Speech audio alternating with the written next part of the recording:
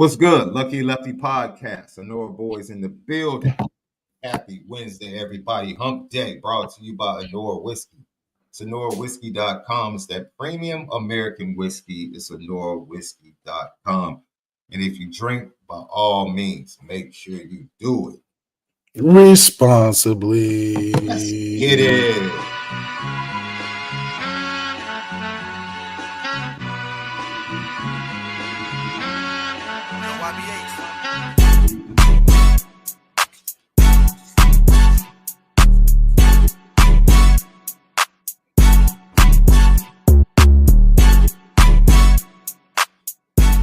LL Nation, Lucky Lefty Podcast. What's good? MALIK, ZAIRE, SHAUN Davis, Honora Whiskey, CFB Nation, audio edibles each and every day, Apple Podcasts, Spotify, Patreon.com/Lucky Lefty Network, Players Only Podcast, Lucky Legends Podcast, TikTok, Twitter X, Instagram at Lucky Lefty Pod. Follow us on YouTube. Subscribe right now. Hit that notification bell. Hit that thumbs up. It helps with the views. Leave your comments, questions. We respond to all. You already know. We're the home of the misguided passion.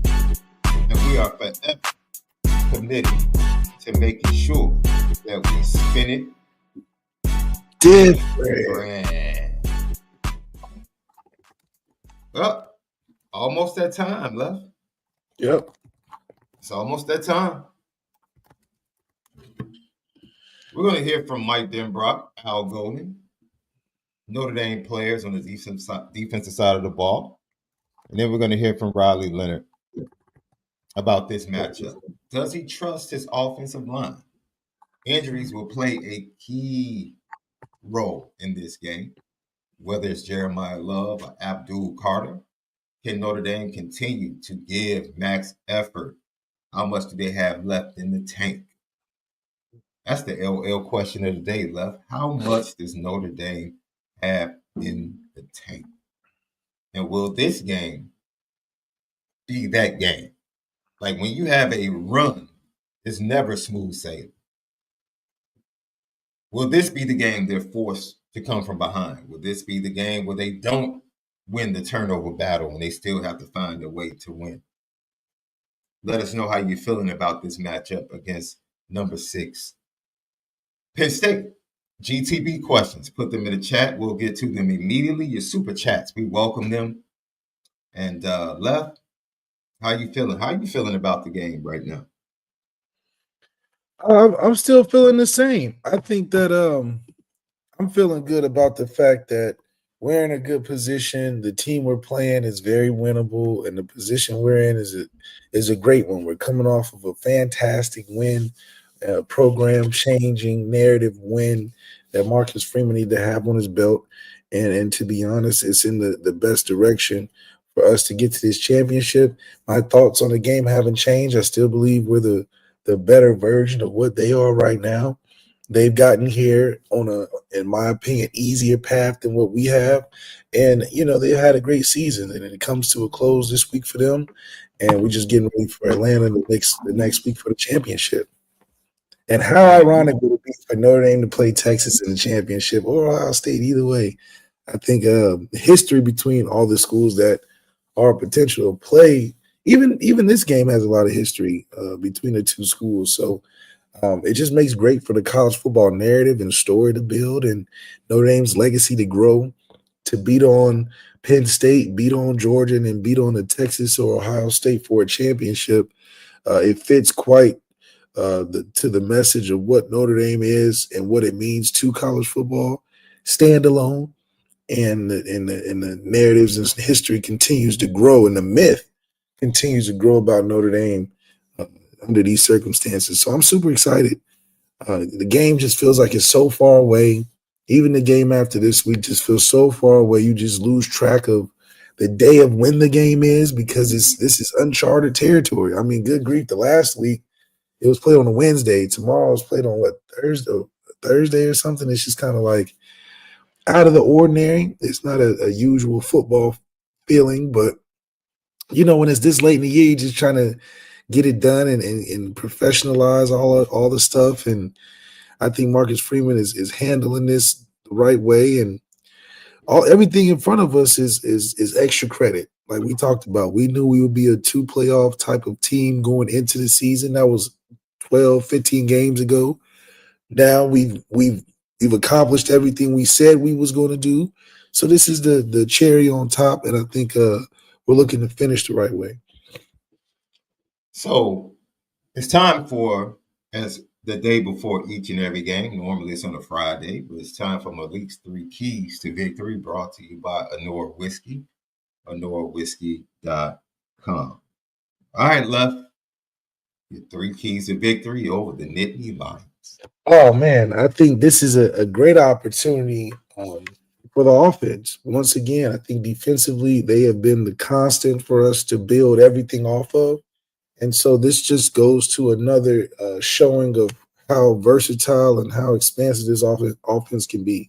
I still believe we have a lot of room to improve in the passing game, even in the last 2 games. I think for a championship situation, it would be nice to build on 90 yards from the previous game to accumulate that stat just for the aesthetics and the optics. If we don't need 100 or 200 or 300 yards passing to win, fine, I get it. You're finding ways to win late in the season. It's not going to be pretty. It's not going to be perfect. But I do believe championship teams have an aspect through the air game that needs to be effective and to be seen as a threat. I think this is an opportunity to show that side of our game. I still believe we have the advantage on the outside of the hashes from our receivers and their secondary, or our tight ends and their coverage guys. So I do think that if there's a way we can expand it, I still want to be able to say Riley Leonard had 230 yards, 3 or 4 touchdowns, and like around 80 or so rushing yards. That's still my perfect stat line for Riley Leonard in a playoff situation. I think that's where you stat lines like that, you start to give him the credit, right? You start to share some of that. Oh, that eliteness that he brought to the offense that elevated us in these circumstances. I think that still needs to be seen. I think he plays well doing his job. I think he plays well around other guys and using the momentum off of what we do as a team. But I think as a standalone individual, making his impact can still be seen with these 2 games, and that stat line will prove that he's still an integral part. Yeah, he was on the stage holding the trophy, but he was at the end. The integral part and the people that make it go are usually holding that thing. And I would like to see Riley be, the centerpiece of that, just for the aesthetics, the optics. Everybody wants the quarterback to hold up the MVP trophy or to be the big reason why they win. And Marcus Freeman uniquely as a team, that it might come from anywhere. It might come from special teams, might come from defense, might come from offense. There's players that are interchangeably great, and in different units, in different parts of the team, show up when it needs to be time to win. So I think Riley having that stat line, is it possible? Yeah, it's possible because we have opportunities. I thought we had opportunities last week to get more passing yards than 90. I mean, we're talking about the bare minimum, guys. The bare minimum. Yes, 90 got us the win, but I would love to see Riley Leonard dive deeper into that quarterback bag and have that stat line around the 230, 240 passing yards, around 80 rushing yards, and 3 or 4 touchdowns. I think that's where we can start shedding some light on his individual impact to this season. Even though it's late, I think it's important just for the value of what the quarterback position means and what it holds to Notre Dame. And that was my first point. My second point, I would love to see us defensively make them one-dimensional, meaning Drew Aller, he's got to have a tough day. I think that contributes to all of our wins so far as a quarterback not having the greatest day. We do a good job of minimizing the run game. So I talked about the quarterback. My second point is the run game. Second point defensively is how we can limit. I'm going the throwback. Can we limit the second running back to under 100 yards? I know that was a theme for us last year, but I'm bringing it up this year because I think it's important. I think that the combination of the 2 running backs in Penn State is what makes it tough. If we can limit the second guy under 100. Get the second guy having a hard day. I think that's a huge key because you can't build momentum off of just one guy. It takes more than one guy to beat us. And I think the running game if Penn State goes anything outside of Tyler Warren, it's going to be those two running backs. So if we can subdue the backup running back and stop him from getting close to that 100-yard mark, I think that just is a greater it speaks greater to what we're doing defensively as a full scale. So our impact in the running defense has to be there for the second running back. First running back, I think you treat him how the Georgia guy is. You hit him enough, he's going to want to come out the game. You stop his momentum early, he's going to want to come out the game and have to find other answers. So it's either find Tyler Warren on that backup. And, like we talked about, Tyler Warren is Tyler Warren. If this is basketball and he's KD, he's going to get his points. As long as he doesn't score Wilt Chamberlain 100, we can live with that because it's going to make it. We got to make him focus on himself. Everybody else, they can't get off. That's the thing. If Tyler Warren gets off, nobody else can get off. So that's something that, like I said, you said, I don't think Al Golden's going to waste the entire defense by taking X and just putting him on him. I don't think that's the smart thing to do because of the way they're using Tyler Warren. I don't think that's smart for our defense, taking Xavier out of the middle of the field. So defensively, us playing as a team to stop that backup running back from getting close to 100 yards, I just think that's a key. It may not be a highlight. It may not be talked about a lot, but I think that's the key when you're thinking statistics and what matters towards the end of the game. Because if you get Tyler Warren going, you got the first running back going, and you throw the second running back on top, it just makes it almost unstoppable. So for us to be just cognizant of the run defense and not letting that gain momentum with addition to Tyler, I think we'll be all right. And then finally, special teams. We've seen special teams have such an impact in every game that we've had leading after the bye week. I mean, this is before we even got to the playoffs. After the bye week, special teams has had an impact in some way or made a play or gave us momentum change. And we saw it twice in a game where we didn't expect that to be the biggest thing to switch the change between us and Georgia. We had a kickoff return and we had a punt block. So, or not punt block, but we had a good return on punt. So, special teams is going to be huge. Marty Biagi's been big all year. I told you about him before the season and how impactful he is to the guys around him and how he elevates the guys that want to play special teams, and that with missing Coach Mason, it wouldn't be such a drop-off. Well, he's going to be even more impactful in these last two games.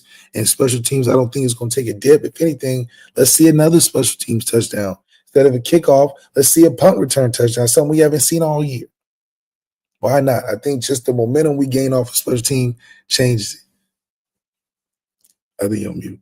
Yeah. I won the Alabama bet. I'll double down what I won on the Alabama bet on that punt return bet. Hey, we still wait. Who's the returner though? We still got 30 seconds back there. Choose another fake field goal, something else. Like so you're saying we will score on something else? It's not a punt return. Not punt return. No. I'm telling you, punt return might be the one that made me fall out my chair. If anything Notre Dame can do, yes. If we'd have a punt return, I will fall out. I will say, okay, we're going to win the championship. I will have all the faith and confidence in the world. If we have a special teams punt return touchdown, even something like big, even a 40, 50-yard punt return, I would be, man, listen, Marcus Freeman do that, just book us for the championship. I'll get my ticket today. I mean, come on. That's the game that I really would love to see. I know that's probably has the biggest odds if you went on DraftKings or Caesar Sportsbook or any of these sports betting apps. Us for getting a punt return touchdown has to be plus 5,000. Like the odds on us getting the punt return are the highest. Anything Notre Dame can do on tomorrow's game, punt return is probably the highest probability of we not doing that. So you place that prop bet and win. Oh, you will win big. No, you will really change your life with just one leg. Just Notre Dame for a punt return touchdown, probably win you $50,000, something crazy.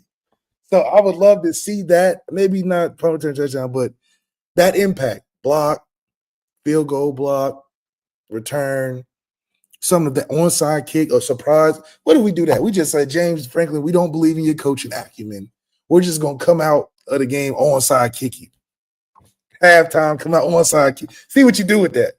I think putting the pressure on James Franklin to be the coach and to make tough coaching decisions and put the pressure on him to actually go out there and show his coaching regimen and against a team that's not Ohio State or Michigan. I think that's what the game plan is psychologically. Psychologically, we went against one of the best and outdueled him. Now we're going against arguably bottom 5 in mental acumen and seriousness that we're taking you. So I believe we're in a good position, great position to do the things that we want to do, but also play as a team. Once again, it's a team game when it gets late. Everybody's got injuries. Everybody's got to fill a spot, patch a spot up, fill a hole, fix something just to get through these last 2 games. I think we're the most equipped for that. We still got depth. We're still healthy enough. And so I think it's just going to be a tough matchup for Penn State that is looking around and probably saying, man, we got far. I didn't think us to get this far. You know, I never disliked James Franklin as an individual. I did. But he's making it really hard for me to like him, man. I told you. I've always told you about this guy. He said something this morning that made it worse. He just keeps making it worse. About you 10 didn't see the press conference when they asked him about the allegation. He just walks off. Like he doesn't know how to handle it. He's not. Oh, man. We'll get to my discuss with James Franklin today. But first, before that, let me go ahead and get to the super chat. Flackety. Thank you for the super chat. Thanks, guys. LL ready to play. We appreciate you, my guy. You're definitely ready. GTB question from my guy John Massey, Lil Tunchi. Left, what's going on with your Lakers, man? That was pathetic. First of all that matters is Bron's highlight dunk at 40. That overshadows how this team is. I mean, we got Chris Christie. Who is that? Max Christie? Who is that? Like, come on. We got guys on the team that are at best LA Fitness players. Like, come on. LeBron's just trying to figure this season out. He needs some help, but he's still putting up incredible highlights. That's what is all that matters. You know, you getting the viewership, still the face of the league. And the team's success right now is not dependent on just LeBron. He needs a team. He needs some better coaching. He needs some better organization. I'm just saying, these are the issues. You don't want to talk about the issue. You don't want to talk about the end result. That's all. You don't want to talk about the end result. Let's talk about the issues. And LeBron James is clearly not the issue.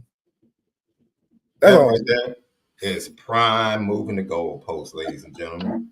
That is, boy, you want to see somebody move the goalpost in the middle of the season? We're not moving it. He wasn't talking like that. Just started. He wasn't talking like that at the beginning of the season. Oh, JJ Redick was the answer at the beginning of the season. Oh, JJ Redick. They're not even 20 games deep you got to yet. see the chemistry of him and JJ Redick from the podcast, and JJ Redick knows offense, and JJ. It's not even halfway in the season yet. They got till May. Come on now. They got winter storms. They got winter storms in Chicago right now. That's how you know the season ain't close to being over. The winter storms are just here. What are you talking about? We just had snow the last 2 days. What are you talking about? That's what I'm saying. And that's how you know the season ain't even got started yet. When it's May, June, all that time, that's when you start paying attention. Right now, they just chopping up the onions and the vegetables and getting the chicken broth. They ain't got the meal yet. Y'all, you know what you sound like? You sound like these Cleveland fans that think the season is over because they hot right now. You and these Cleveland fans that think the NBA is over because Cleveland on top. Wait a minute. Cleveland got a long season. I just picked up that you said you. You sound like I sound like the Cleveland fans. Yeah, they just think the season is over and we about to just take over the league because the Cleveland Cavaliers are doing good. Another championship, bro. You know this. Why not? Because you know this. Listen. You just said he has a team full of LA fitness players. He's about to right be a team now. full of Right, LA you got the trade deadline. You got team chemistry that'll build. Who are they trading? They just traded D-Lo and it got worse. They traded D-Lo as scapegoat. D-Lo's the scapegoat and got worse. D-Lo is an inconsistent player that deserved to be traded. We know that. I agree. We agree with that. How did they play after he got traded? They gotta work him in. That's the same as Julius Randle over there in Minnesota. They gotta work him in. The person they replaced him with, you just called an LA fitness player. That's what you said. He's not the replacement. He's the next man up. You want Zach He's LaVine? the next man up. You want Zach LaVine? That's who you want? Look, we'll be fine. It's not even season. The season hasn't started. Zach LaVine. No, that's your superstar. We don't want to take your superstar. He's not a superstar. We don't want to deplete you guys of the talent that you guys deplete us. We're going after Cooper Flag. Please deplete us. Please, by all means. We're trying to get Ron Harper, Dylan Harper, or Cooper Flag. Deplete us. Y'all supposed to have. Y'all just raised his contract. Y'all just extended him. So y'all trying to keep that good money good. Who? LaVine. No, we did not. He's on the last year of his deal. No, sir. Well, he's playing inspired then because he's trying to get re-signed. I mean, come on. Hey, man, let's get back to Mike Denbrock. Mike Denbrock, he was talking to the media, boy. No one wants to talk basketball with Left, boy. There's a bunch of these fair weather Cleveland fans that think the season's over. LeBron don't got it, and something else that my esteemed co-host doesn't believe in is the word improvement when it's connected to the quarterback for Notre Dame. And Mike Denbrock would disagree. These are the ways that Riley Leonard has improved. I thought there were spots, obviously, where I thought we could have done a little bit better job, but I thought overall we were really solid. I thought as many, games and different things that they do to try to, pick people off and create kind of free rushers and things like that. I thought we passed off a lot of that stuff really well. It's something that we've done a good job of throughout the season of being able to really protect Riley, and Riley's done a nice job of understanding when it's time to get the ball out of his hand as well. How good is his decision making on when to run, when to maybe throw it away, when to hang in a little bit? As a veteran QB, how do you think he handles all that? Yeah, I think he's got a really good feel for that. I think that's one of the strengths of his game is to understand, hey, as the season's gone along, I think he's gotten better and better and better at, hey, this is, this pass play that Denbrock called is a disaster. Let me just ditch it.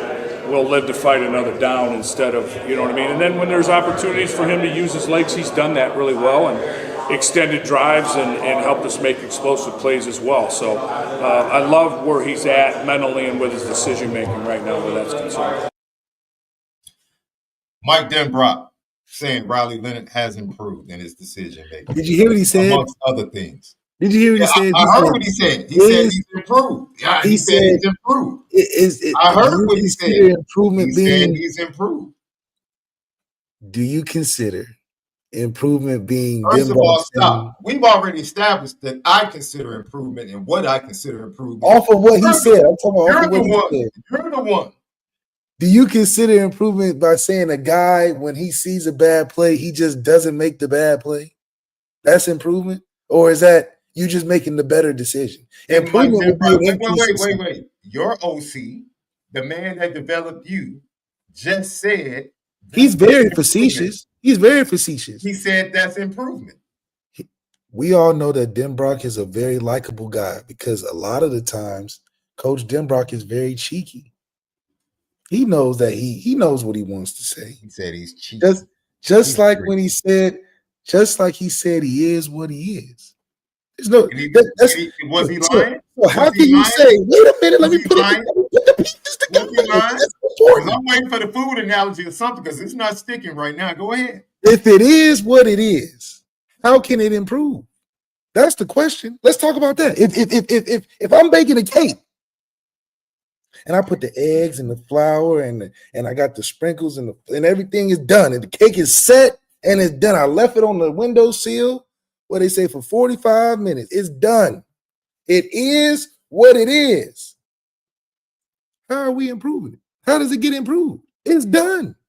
We want to add some ice cream scoops to the side. That don't improve the cake. That improves the experience. We've improved the experience around Riley. But the cake is the cake. See, you know the you cake lost. is the cake. You know you done messed up, right? You know you done messed up, right? You're right, because you want to bookmark what he said early in the season, but then he turned around after week 4 and said we had to tear him down and rebuild his confidence, which means they made another cake. Oh my God. They made another cake. They made another cake. And Or did they change the frosting? They knew the mistakes. Did they change the frosting? Because if they change the cake, then there's no way the cake produces 90 yards. Let me finish. Let me finish. Let me finish. I'll let you rock. I'll let you rock. Don't get mad at Mike Denbrock for being talented enough of a baker Okay. to change midstream and know where he messed up. Messed up. Okay. And bake another cake. See, one time my mother, she makes my carrot cake every Christmas. And she realized after making the cake that she forgot to add the grated carrots. Okay, yeah, that's important. So what did she do? What did she do? Cake. She didn't try to fake it and put the icing over the top and like, oh, they'll never know the difference. No. In true baker form, she said, I'll just go ahead and make another cake. They took the extra time to bring him in, to talk to him, to rebuild his confidence, to reassure him that they had his back. We still believe in you. They made another cake. They baked another cake. And so when Mike Denbrock says, I see improvements, you know why? Because early in the season, he was taking those sacks. He wasn't hitting the check down. He would sit there and take the sack. When he scrambled, running away from pressure, he wouldn't look downfield for passing opportunities. Mike Denbrock knows exactly what he's saying. It's the small incremental improvements that have meant everything. That means you don't take the 10 yard, you don't take the 8 yard loss. Is not an improvement. You don't see, you're losing it. You're losing it. Intangibly, I think that he's just had more shots at it. You lose the argument because you beat your chest every week saying our quarterback doesn't have to take over the game like every other quarterback. He doesn't. Wait. You brag about that and then complain when he throws for 90 and wins the game. I'm not complaining about 90. I'm saying that's not an improvement. Did he improve when he threw for 235 against Indiana? Was that improvement? That's on track. Absolutely. Okay, then he improved from when he couldn't even do that early in the season. He improved. I can't count one time as improvement. It doesn't make a difference. I count one time. When he threw for multiple touchdowns against USC, did he improve?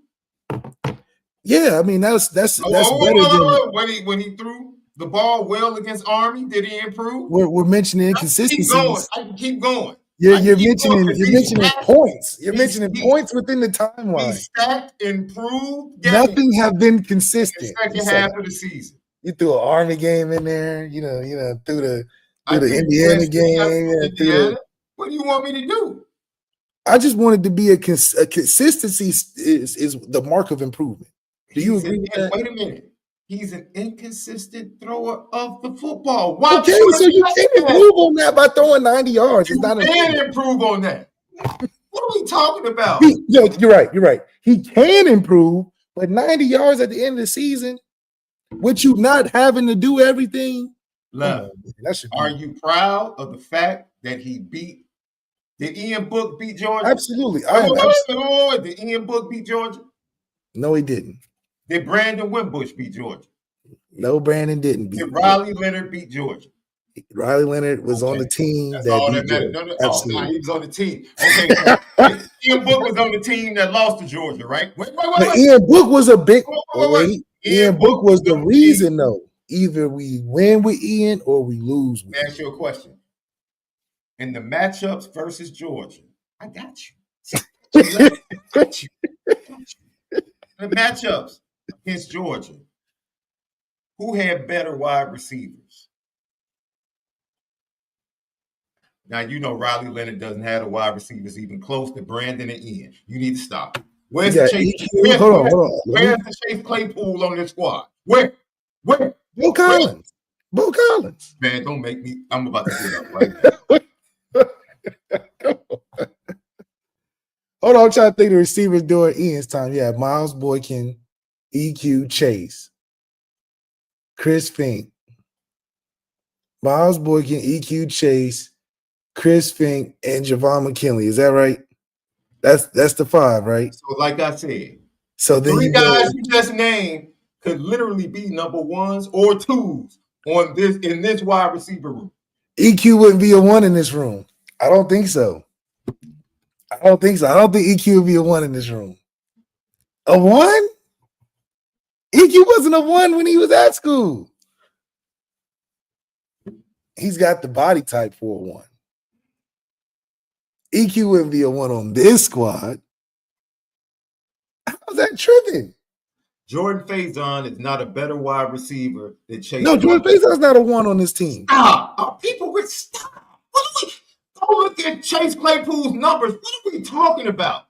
No, Chase is good. Jordan Faison with 19 receptions. Like, what are we talking about, man? The chat just threw me off right there. Man, stop.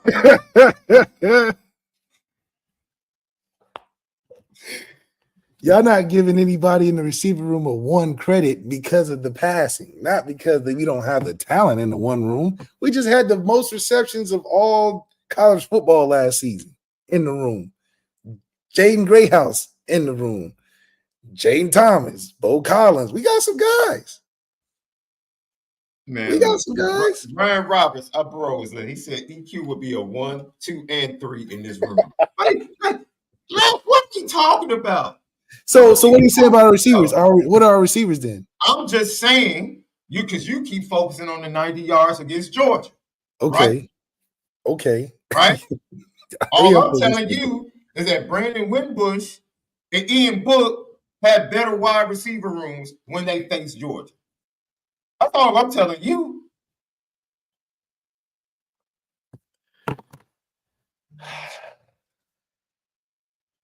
I know you don't want to hear it. I know you don't want to hear it. I know you don't. We got. I think it's debatable. I don't want you. You keep voting this 90, 90, 90. Stop, man. Stop. It's debatable. Stop. Well, Riley's in a luxurious position. Wait. Now I would say this: if he backs that 90 up with 90 against this Penn State defense, then we can have a deeper discussion. We can have. This defense is not. Yeah, this defense ain't that great either. No, they're better on the back end. But I don't think, especially with Abdul Carter and his injury, if he can't apply pressure, Notre Dame should be able to make some hay in the pass game, especially against the Penn State linebackers. They should be able to devise a way to take advantage of some things. Maybe the perimeter game, screen game, tight ends. I definitely think they can make some hay. Really good defensive backfield at Penn State. Really good. But they can be had. They can be had. They can be had. SMU had open receivers early in that game. Quarterback was just.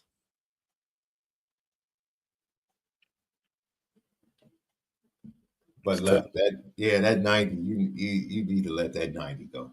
The 90 is just a microcosm of what I was pointing to. Hey man, last I checked, a 90 was an A-. He won the game. That's all that matters to me. He won the game. That's all that matters. Mike Brock, Coach, how are you going to what's up with this Penn State defense? What do you see? Similarities there. I just think they're built, with their 2 edge guys in particular. Well, I could put probably 3 or 4 edge guys in there because even the guys that they rotate in are pretty dynamic on the edge of their defense. So they get after you and they force you. They do things up front with what they do scheme-wise to try to isolate those guys in pass rush situations, and those guys have done a nice job of taking advantage of that. Yeah, but they want to isolate Abdul Carter. That's the problem. They want to isolate one dude. the majority of the time. Yeah, and I mean, I think stylistically we have an advantage from the standpoint of we can come from many different ways. Penn State, I don't think in a week or so can cover everything. You know, against Ohio State, it's Jeremiah Smith and Travion Henderson, right? Notre Dame, what we've shown is hell, without Love, we're still putting up 27 points.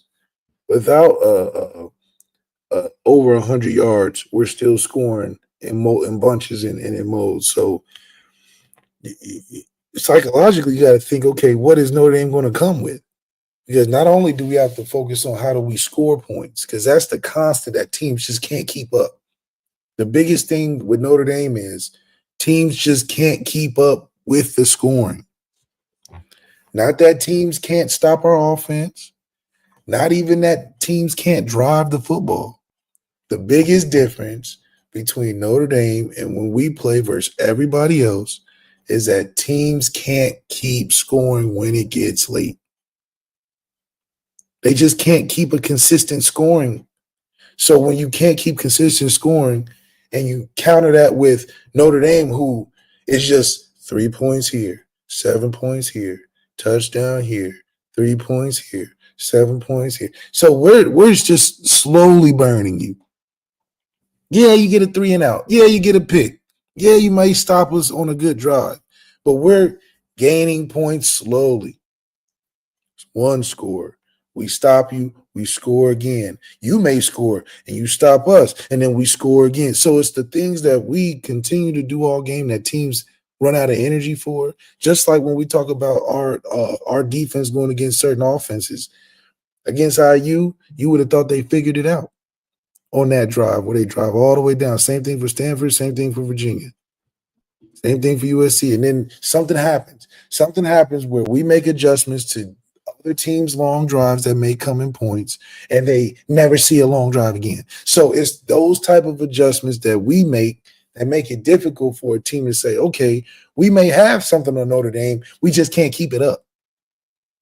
We just can't keep it up, which the only way you can keep it up is where you bring in superstar talents, generational players, guys that you just can't do nothing about. Penn State has one guy. Has one guy. So I can't expect one guy to just continuously beat us all game, because eventually that just is a mark on us that we just wasn't prepared. Now, if we're playing a team like Miami, a team that's got offensive weapons that can score all game, okay, now we're talking about a different type of battle, a different type of concern. Penn State's best games, they're bringing out 17 points.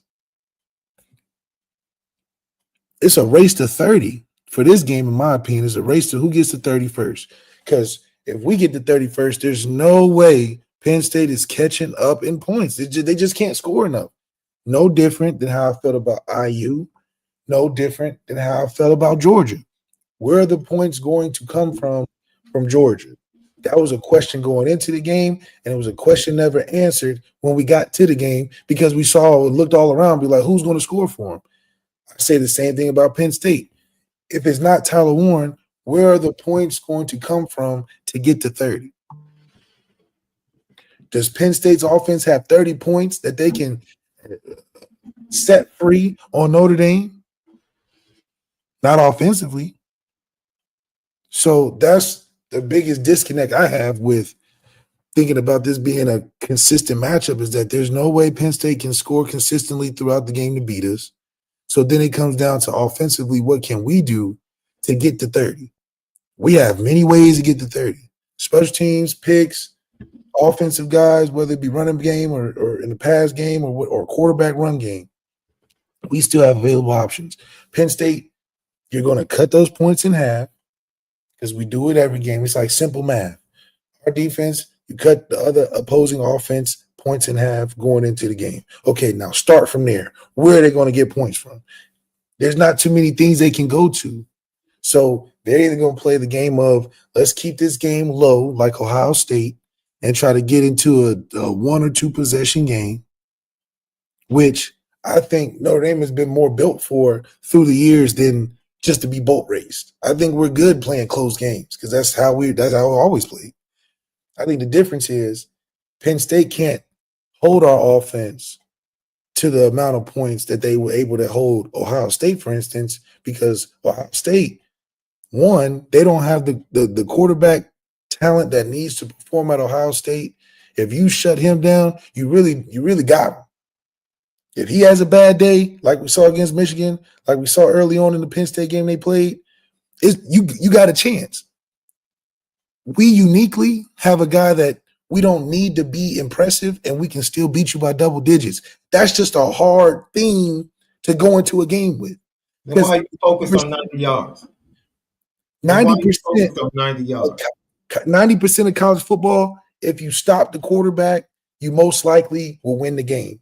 Notre Dame happens to be in that unique 10% where you can stop Riley on the metrics of what you would think a quarterback can hurt you with in a game by throwing for 300 yards, all that. You can stop, quote unquote, a Riley and still get beat by everything else. That's a complete football team that's hard to deal with. Ohio State showed that prowess versus IU, being able to score special teams, being able to, come in the clutch offensively and then defensively hold IU to what they did, which makes them a better matchup, I think, for a championship situation. Texas, the same thing. They have an equal balance of scoring capability or offense and a defense that can hold up enough, right? With us, we're the same as those other two schools. Penn State's not the same as the three schools because they don't have a potent enough offense to score all game, just like Georgia didn't, which is why both of those teams are going to lose. But defensively, they can hold up a little bit, but I don't think they're better than Georgia defensively. So what are we really saying? What are we really saying? A team that's not as good as the team we played last week? That's what it looks like, except they have a better tight end and slightly more guys that run the football. That's not insurmountable. I think what we need to do is to come in and finish the game early. Get them out of there. We don't have to let this game go to the fourth quarter. We can end this early. We can get on them early. Once we stop them from scoring over 17 in the first half, the game's over. They're not a second half team. I don't trust James Franklin's second half adjustments. You can win this game in the first half. And the second half be boring. We watch Friends or something on Netflix. They should play this game at 9 in the morning so we get it out the way. So everybody can go on about their day so we can book our tickets and hotels early to get down to Atlanta. Other than that, I don't see how Penn State is going to produce enough to score 30. It's not going to happen. We're not going to give them the SMU opportunities to get 6 picks in a game and just blow the game out. That's not what we do. One, offensively, we don't do that because we don't put the ball through our quarterback's hands in that way. So you got to find a way to play great on all three phases, on top of finding a way to counter our aggressiveness. Because just imagine a team that's more talented and better than you being more aggressive too. So there's a lot of things working against Penn State, and they're riding on one of the softest roads you can take, full of cotton candy, buttercup, and peanut butter and all types. Because if you think about it, they're going against a smaller SMU. They're going against a smaller Boise State. This is in the playoffs. Your toughest game was Ohio State. Outside of that, what challenges have Penn State deserved or earned to get to this point? Our head coaches never went into the stands and apologized to fans for going 3 drives and getting 3 points and losing to your rival. It's not even a rival. How many times Ohio State gone and Penn State just whooped them at home? Their coach apologizes to their fans. Our coach wins games. That's the difference. And I think that we win on the coaching side. We win in the defensive side. And offensively, we got better things that are harder to deal with for them than it is for us. We can handle a team's running game. We can handle a quarterback that can throw the ball. We've handled a quarterback that won the Heisman. So I don't think there's things that Penn State are going to bring to us that we can't handle. I think there's things that we'll bring to Penn State that'll be too much through the course of 4 quarters. So, yeah, I think it's a race to 30. We'll get there first, and Penn State doesn't have enough to get 30. So it should be a nice, easy game. All right. Lucky Lefty podcast. We got some James Franklin coming up for all of you James Franklin detractors. Detractors. Oh, he just keeps talking trash, man. I don't know. Mike Denbrock, how is your offensive line and your offense and Notre Dame players in the midst of chaos? How have they been able to stay focused? Very talented running backs is the first key, and fast. And then, you know, we've done a good job, I think, growing to the point with our offensive line over the course of the year where we've given those guys those opportunities as well. And when it's been there, we seem to block it the right way. They seem to hit the hole where they're supposed to, and it's just one of those things that has kind of really come together for us and added an element to us, helping us be a little bit more explosive offensively, obviously. When was the last time Notre Dame was this fast in the backfield? Probably the last time they were talked about in the way that this team's being talked about. I mean, it's been. We've had some really talented running backs over the years, some from this part of the world actually, but this group in particular, I think, really, you know, at any level, whether it's SEC or ACC or, you know, Big 12 or whatever, these guys could be on anybody's football team and be running back one. Mike, you've been around this program for a while at different points. People have waited a long time for Notre Dame to win a national championship. What is it about this team that, in your mind, has allowed you guys to at least get to this point and possibly can finish this run? I think that they just concentrate and are focused on what's right in front of their face. And we haven't really worried or even brought up or talked about any big picture things to these guys, and they really don't live their life that way day to day. You know, being a Notre Dame student, let alone a Notre Dame football player and a student, is a grind. And you better live your life 6 inches in front of your face. And they've done that on the football field and just like they do in the other parts of their life. And it's helped them to stay focused and kind of just streamlined in a way that their thought process is gone and just, you know, zero in. And we talk to them a lot. Coach Freeman brings it up a lot. You guys have heard him say it. You know, win the interval. You know, just win this interval, this right here, just do this. And we've been able to kind of maintain that mentality regardless of the amount of chaos that's kind of going around. Like that, win the interval. Win this right here. And you have to do that, man. You have to do that when you have losses on the offensive line, losses on the defensive line, when you have losses on the edges, when you lose a first-round defensive back. You have no choice. When you lose to a team like Northern Illinois, your playoff berth is on the line for the rest of the season. You have no choice. To go out and execute it is one thing to know that's what you have to do. But week after week, to go out there, execute, impose your will, and really leave no doubt week to week. I don't think Notre Dame left any doubt. I think you mentioned it the other day, Lef. I was disappointed to hear lots of Georgia players post-game like, man, we gave them the game. Like, Yeah, I was kind of salty that they really felt like we didn't impose and we didn't play well enough that we straight up beat them. And then, you know, maybe that's a little salty feeling because they probably thought it was a Catholic, you know, soft thing where they were just gonna run us over and they didn't. And so I get some of that, but you know, I'm happy with the journey we've taken when it was expected, because the hardest things to do in life are to do the things that people expect you to do. And for us to be able to, I mean, we put high expectations to be 11-1 before the season started, damn near undefeated before the season started, damn near to be 2 playoff games deep before we played any snaps. And to live up to that. Not saying that we aren't the only ones that thought that. That's the thing. We aren't the only ones that said Notre Dame should be undefeated and go to the championship. We're not the only ones that said that. Now we say it every year, but we legitimately felt like this was the year there was, like you said, no excuses.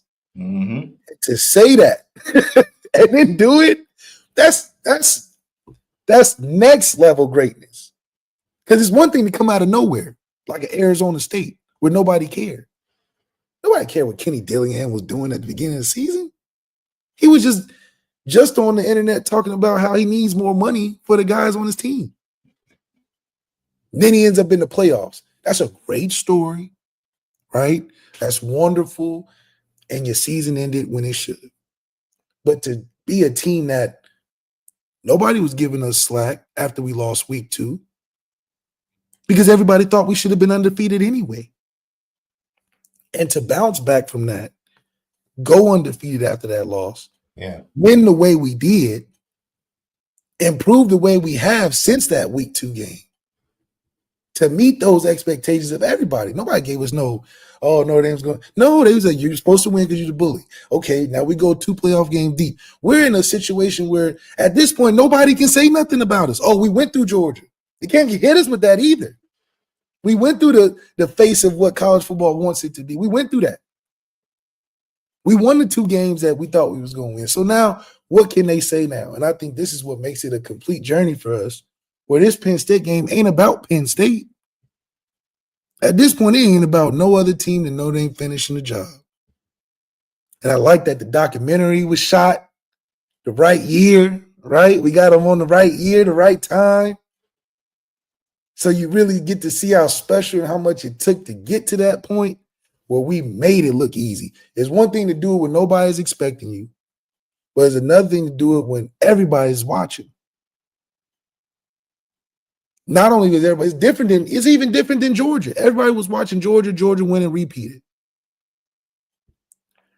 But Georgia didn't go through what we're going through. They didn't get the hate we got. We're playing good and people still don't believe us. And we're not doing it the way Georgia has out-recruited everybody, which has got people's heads spinning.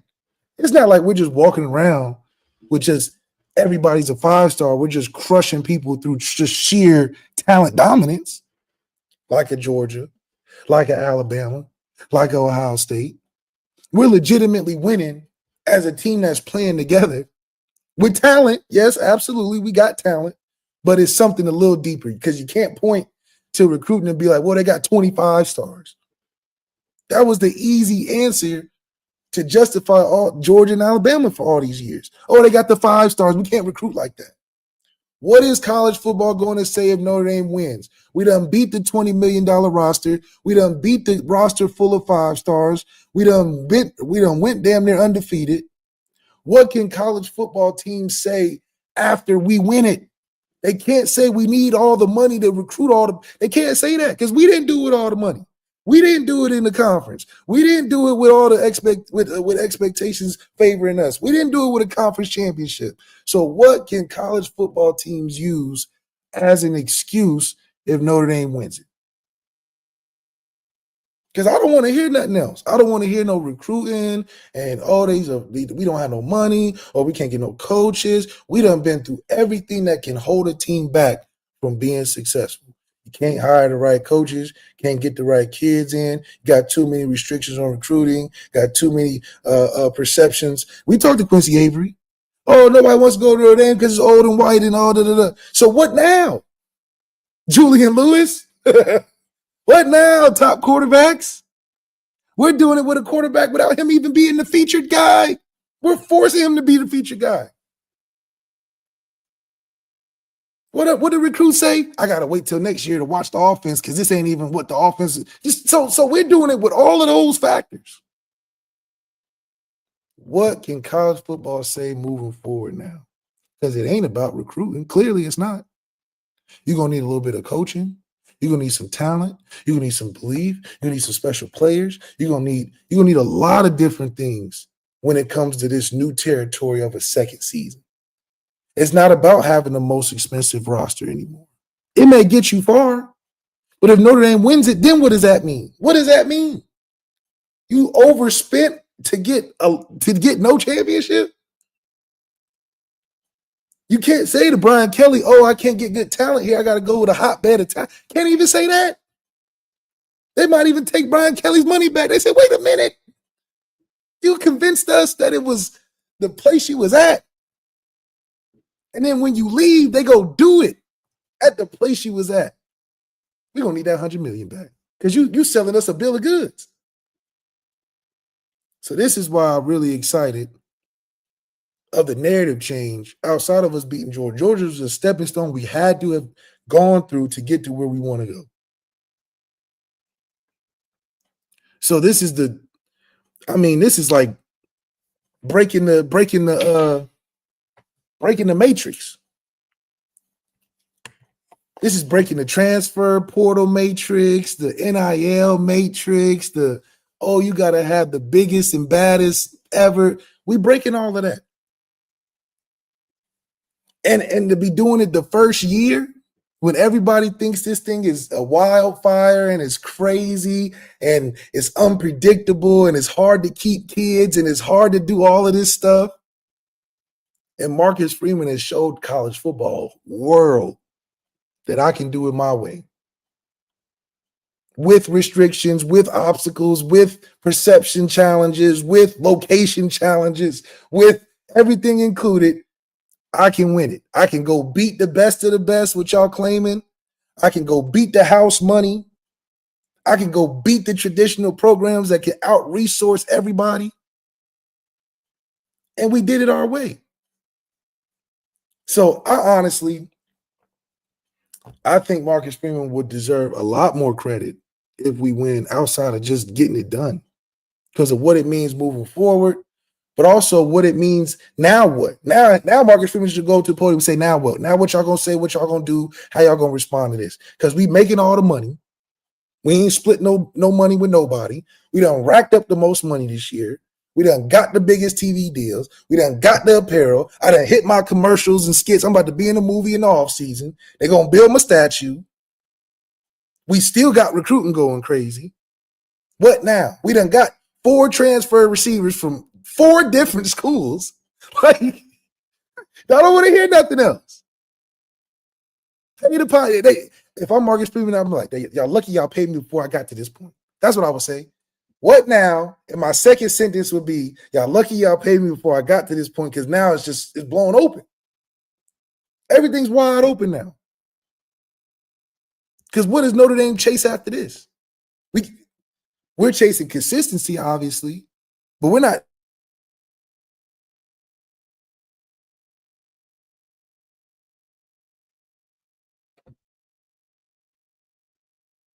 Laugh, I think you froze. Lucky Chasing, which goes back to James Franklin.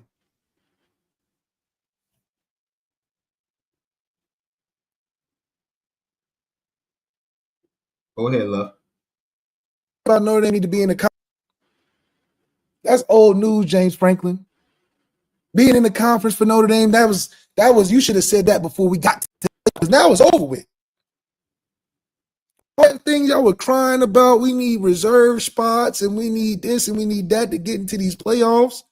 Notre Dame said, we'll take the 5th seed and some extra money in the code. We'll take the harder circumstances because y'all want to be babies and cry over that. Now, if we win, James Franklin, I don't want to hear them on conference.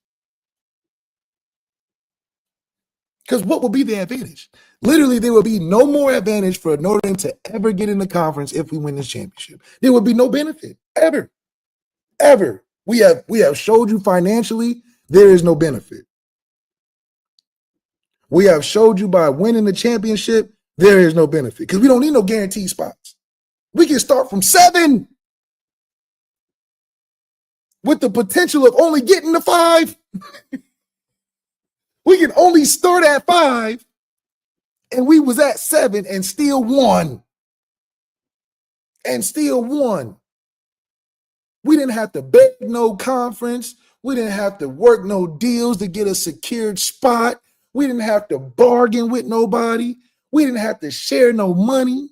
We didn't have to expose ourselves in recruiting.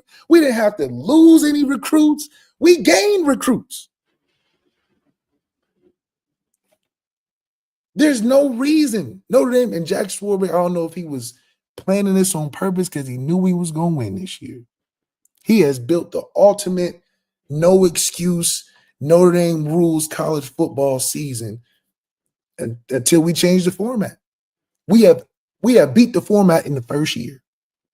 We don't need no number 1 through 4 seed. We don't need no bye. We don't need no nothing else. We can play in the cold at home. in December 20th? No problem.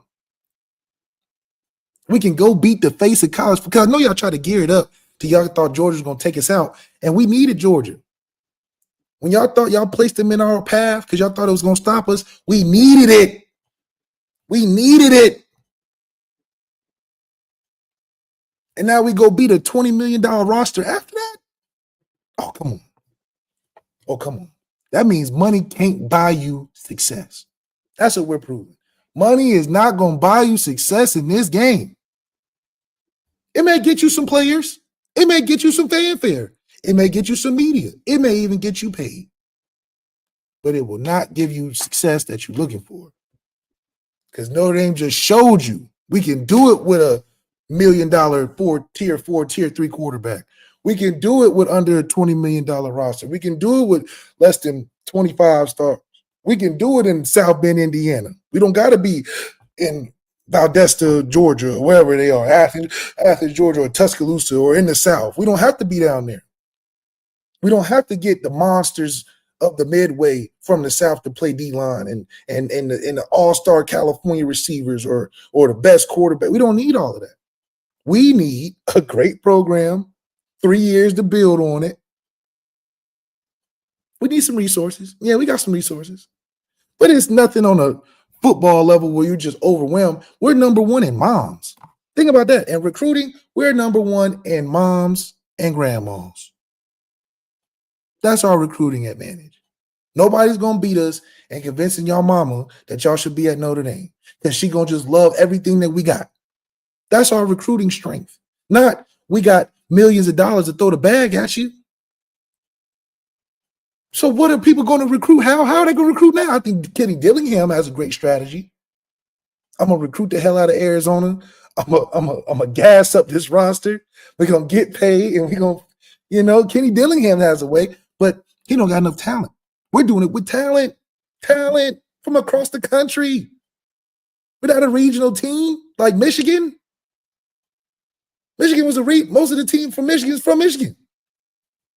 We're doing this countrywide. I mean, this is a very, very, very special season that Marcus Freeman is putting together that's underrated, that on this podcast, we're going to highlight all the greatness within the season. Because it's being slept on. It's being slept on. Marcus Freeman was working on a, $2 million contract before he just got re-upped. When this guy down the street in Michigan getting $100 million to crash out and to have a terrible season, $100 million to get caught in some text messages. If Marcus Freeman had $100 million, it's still, man, listen, y'all lucky y'all paid him before he got this far.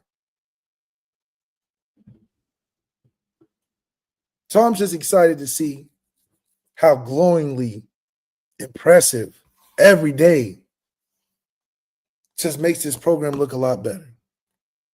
And it's a Dayton guy doing it. I know you had to hire the special talent to get it done from Dayton, Ohio to 937. Only Marcus Freeman could have figured it. That's a genius. A genius.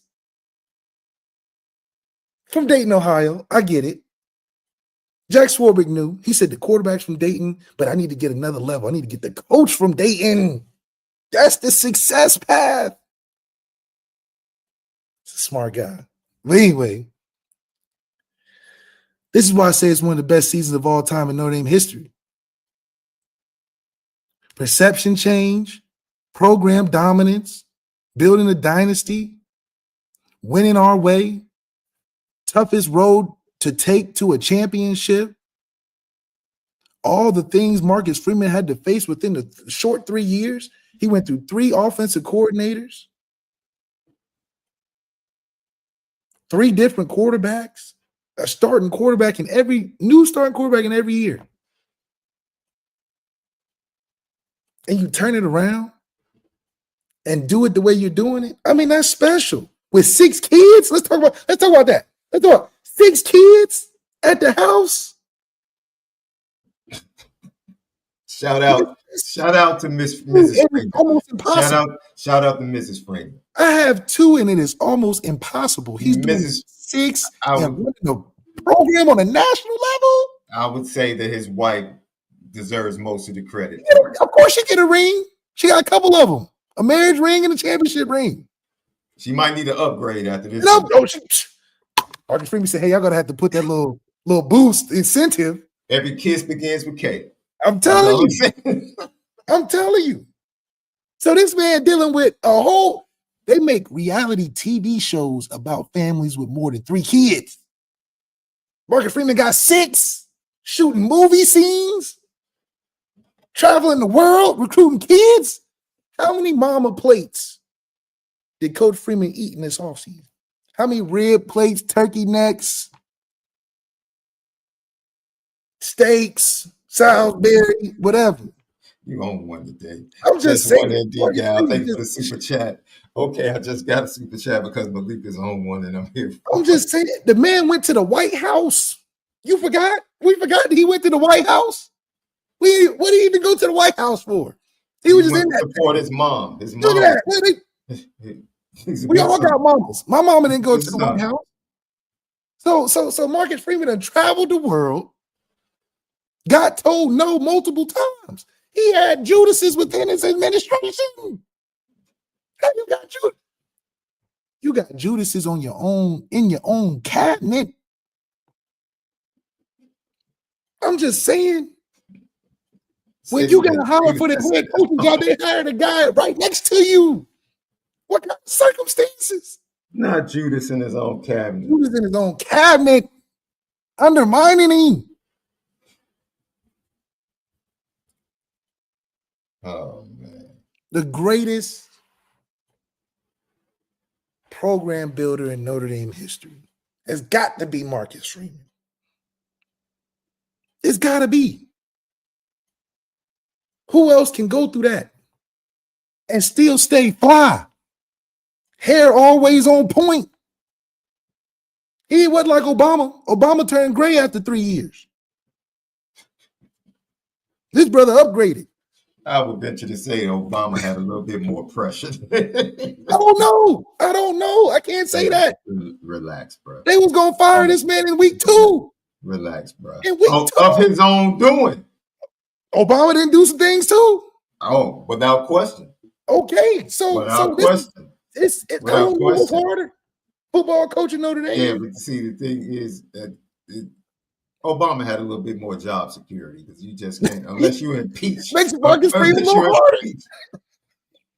You know Obama had 4 at least. I mean, NIU on the hot seat after every year. You stack Marshall Stanford and NIU, that becomes fireable to some people, bro. Like, I mean, I'm just saying.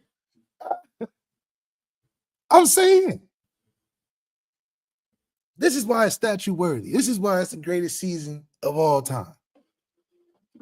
You got James Franklin don't know how to handle a post-game, a postseason, a championship press conference. How can he handle it? He's never been there. He ain't never played for nothing so great. He ain't never been a part of nothing that means that much. So, of course, his answers ain't going to sound on point.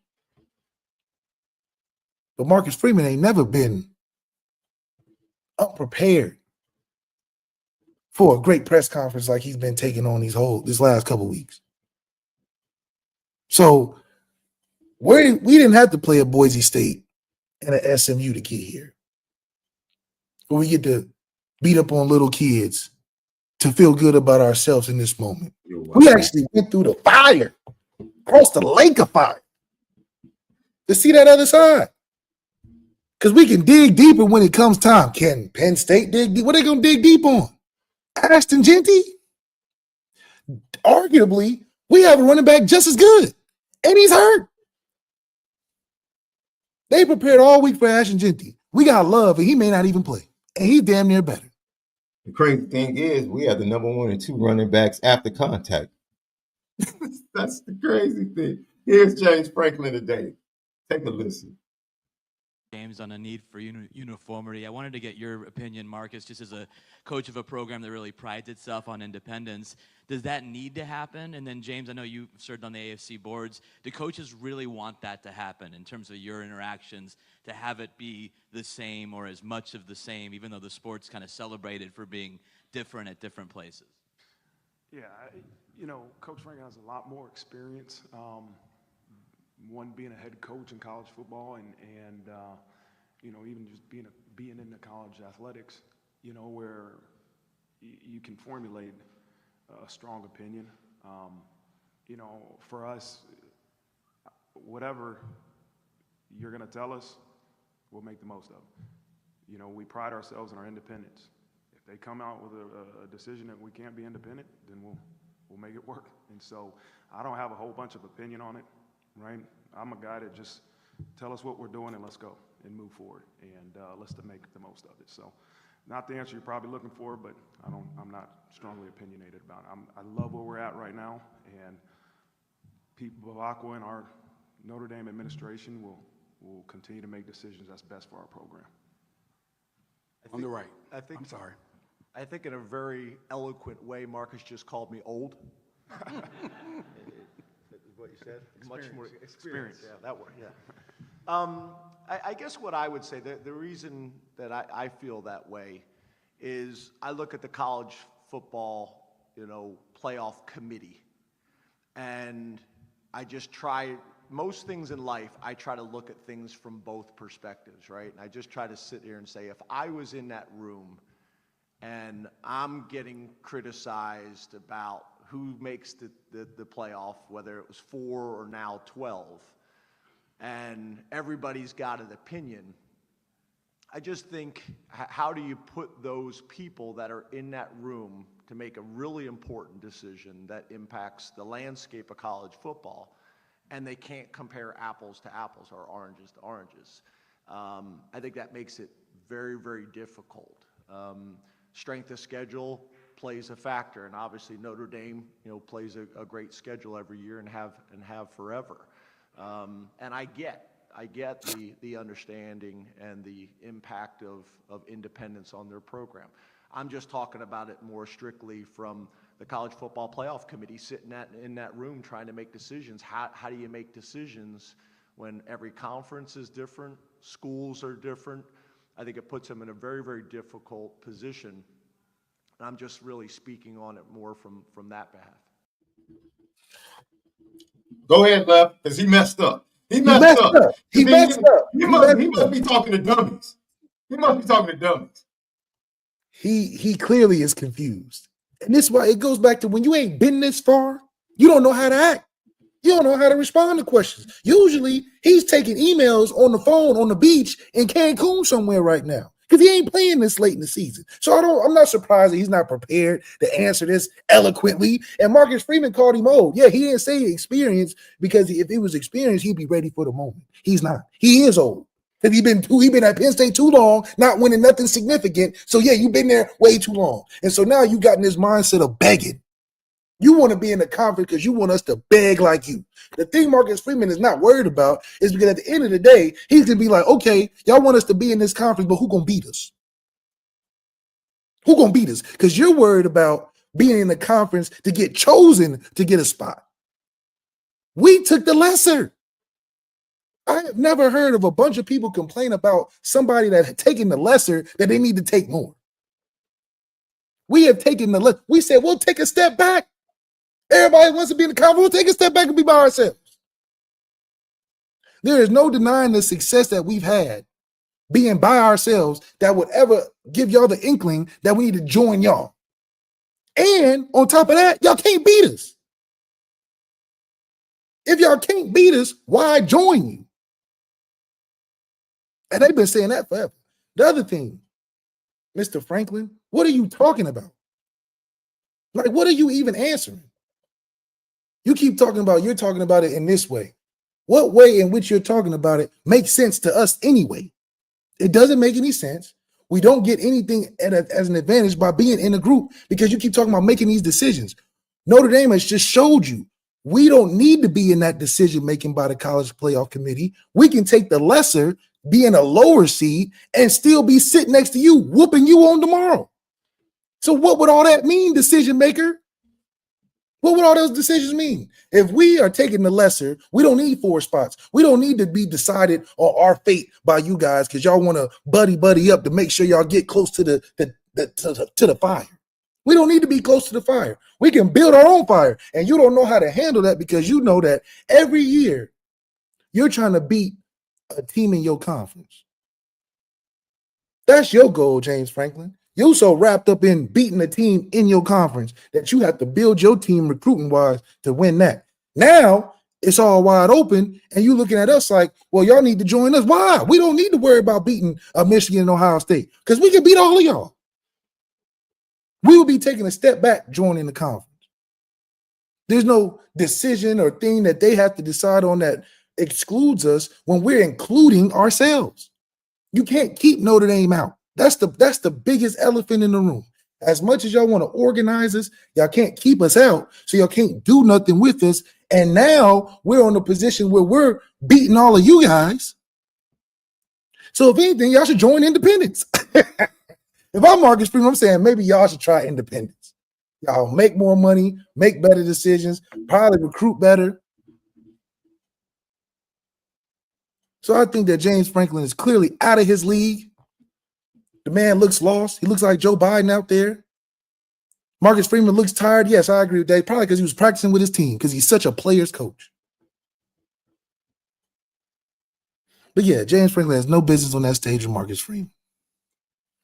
James Franklin, I don't know if you're talking to college football for dummies.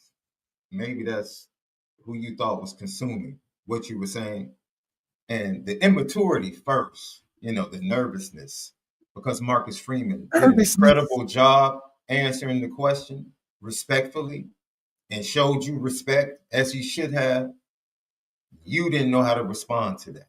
Didn't know how to respond. The question put you on the spot. So what do? You try to crack a joke. It failed miserably.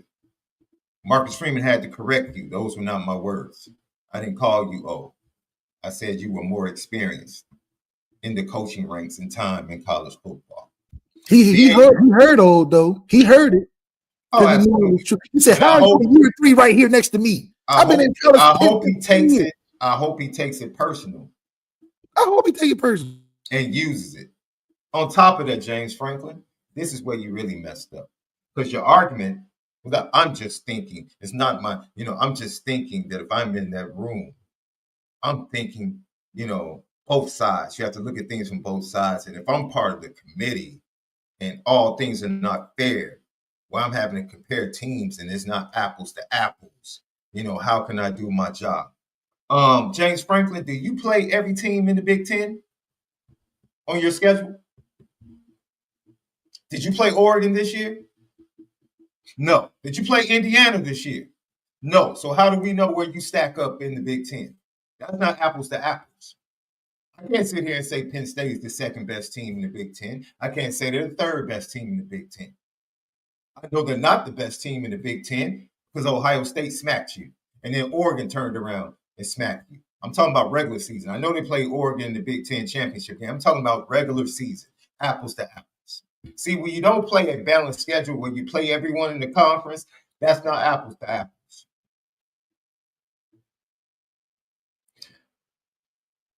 Come up with a better reason.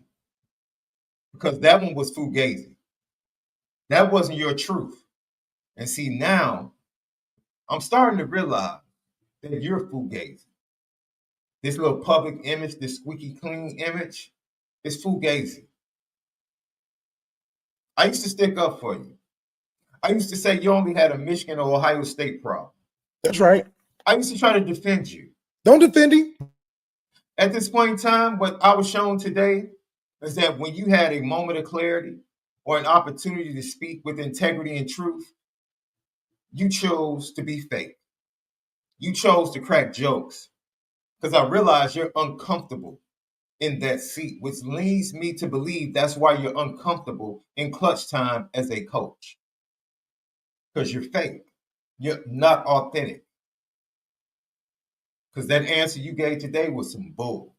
Some bull. Excuse my language for those of you that might be offended. Some bull. So let me tell you something, man. I'm pulling for Notre Dame to win, but now I'm pulling for Notre Dame to flat out embarrass you.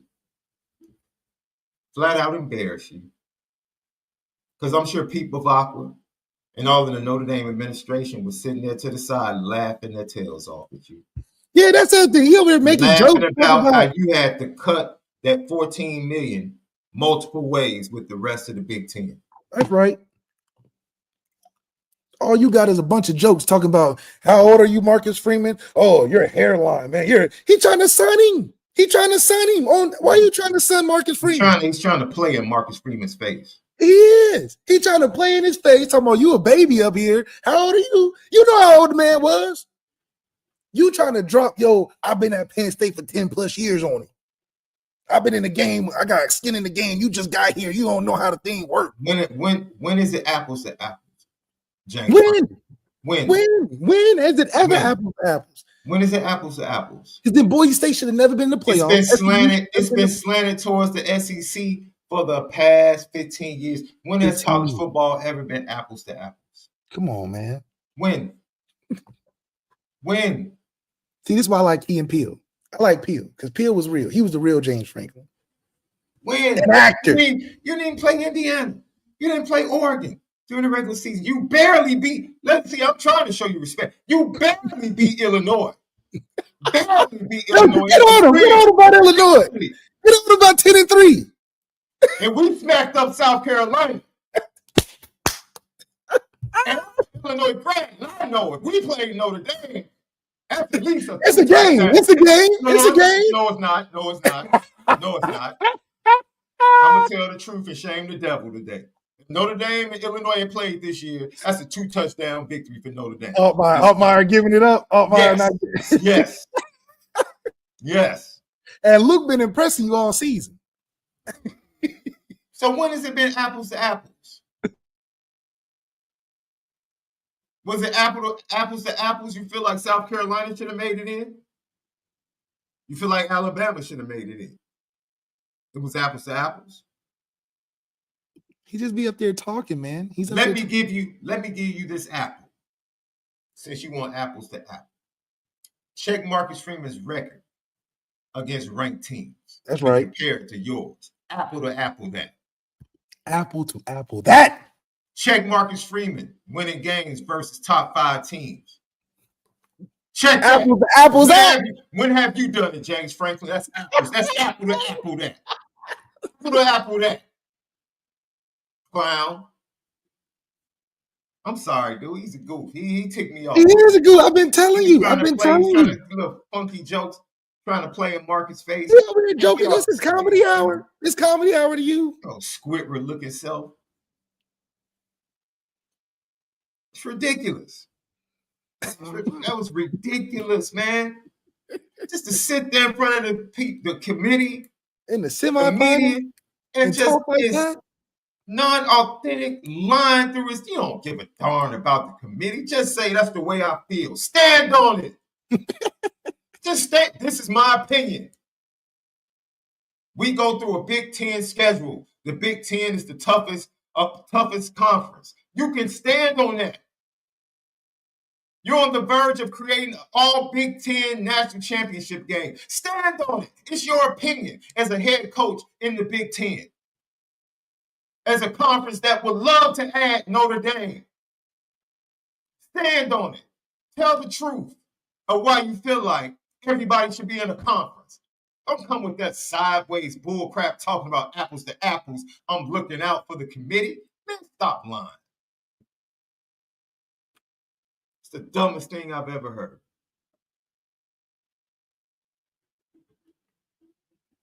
I just had to get that off my chest, LL. That's right. That's foolishness. Sitting up there lying straight through your teeth. Lefty Podcast. We'll be right back. What's up, family? The merch shop is finally here. Lucky Lefty Network merch shop. We got it all. From the shirts to the hoodies to the hats to the nitty gritties. Come here right now. Shop with us. Come get the swag because you know, if anything else, we spin it different. You see the gritty. You see how we get down. It's elite.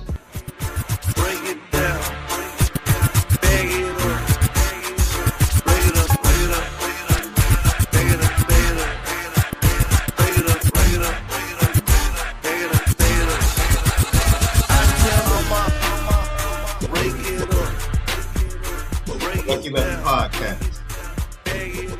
First half of the show, we have at least 3 keys.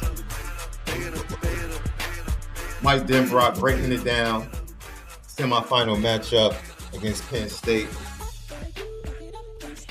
Go to YouTube, subscribe, hit that notification bell, hit the like button, respond. We respond to all questions, comments. Thank you for your super chats. GTB questions. Patreon.com/Lucky Lefty Network. Players only podcast, Lucky Legends. TikTok, Twitter, X, Instagram, Lucky Lefty Pod. Audio edibles each and every day, CFB Nation, Apple Podcast, Spotify. Home of the misguided passion, forever committed to making sure that we spin it different.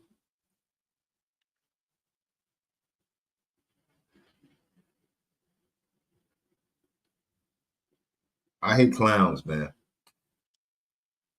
I just hate clowns, man.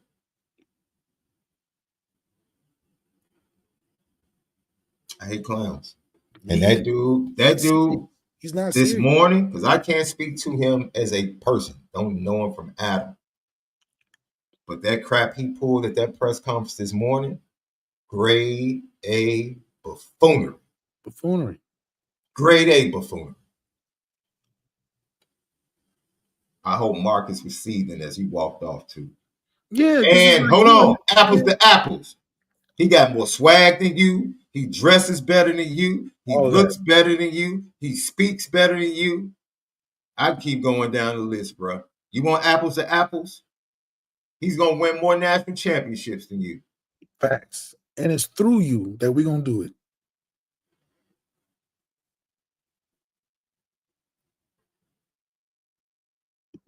It's a shame. Shame playing Marcus Freeman's face like that. They go up there trying to have a serious press conference. Marcus Freeman answered exactly how he's supposed to, very professional. And you up there making jokes, talking about how old he is, talking about his hairline, talking about you thinking about the committee, talking all this junk. Lying through his teeth. Just for what? Is that all nervousness? Because I think that you do all that, that's nervousness. Right. That's like you going up to the you fighting Tank or Javante Davis, and you up there just making everything a joke. Oh, made you look. Oh, you're ugly. Oh, just talking about him, but you're not talking nothing about the fight. You ain't talking about nothing about what you bringing to the table, James Franklin. You just got all these opinions on Notre Dame and what Notre Dame should do. Why? Why should Notre Dame do anything James Franklin says? Why do we care about your opinion about Notre Dame, James Franklin? Your job is to beat us. And you can't speak on that because you know. You know what's going on. You know what's going to happen to you. You're at a school that literally couldn't handle being independent. They were independent just like Notre Dame and couldn't handle their business well enough to stay independent. The books wasn't kept right. Up there in the mountains. I thank Jack Swarbrick for being good stewards. Literally. Man. He's probably in revisionist history because he probably don't even know that they was independent at one time. You should be, Marcus Freeman should have been like, you should have been like me, brother. Get back to where you're over here. You succumbed to the show when y'all used to be like us. You know what? I do not want to see Al Golden go. Ever. But there's nothing that will bring me more joy. If he get the Penn State head job. Fire that bum and hire Al Golden. Nothing would make me feel better at this point. Look. Nothing. I'm telling you. RJ Oben. RJ. Are we still playing? I thought we would have shipped him off and gave him a nice thank you. You know, He's threw a talking party about for him.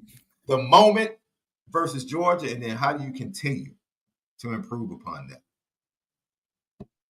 Just looking at the film, knowing things I was able to do well, and obviously things I got to improve on, and just going from there and knowing how I can apply that to a new week and a new offensive line and a new offense. So just trying to adapt and continue that this week.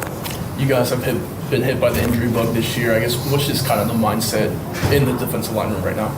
Yeah, man, we just got to keep going. We know a lot of guys have been hurt, and we use that as motivation, and to do it for the guys that have gone down, and we know guys are ready to step up, and that's just the culture of this team. So we got to keep going. Coach Golden has told us that. Coach Golden has told us that every on the line, every play is not meant for get a sack or to anything like that. But how long have you been waiting on that moment, to make your imprint on this defensive line? Yeah, of course, man. It's definitely a great moment for me and definitely for this team, for this defense. And you come to Notre Dame to play in big stages and have moments like this. And I'm just glad that things were able to align in terms of the way I was able to execute on a certain play that led to a play for this defense. So I'm happy for that. Yeah. So, Left, can I ask you a question? Let me ask you a question, man. You think Marcus Freeman still feels like Saxon overrated after that Georgia game? I'm just asking for a friend. Are sacks still overrated? Sack strips? Sack fumbles? Are they still overrated? I think he can be honest now. I think before he being a little facetious, he tried to play the coach speak. Oh, there's something deeper than just a sack. No. I think he can now be like, hey guys, I was gassing. I know I said I didn't need them sacks, but Lord Jesus, I know the difference it makes.